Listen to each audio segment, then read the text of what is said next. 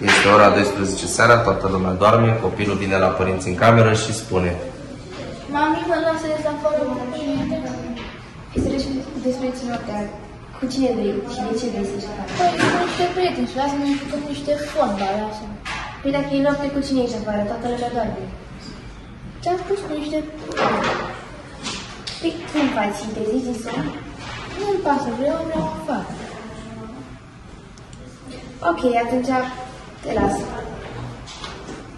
Mama lasă pe copil afară, dar între timp mama se costumează într-o vulpe și se preface că vrea să mănânce cu copil. Copilul când iese afară se sperie de vulpe.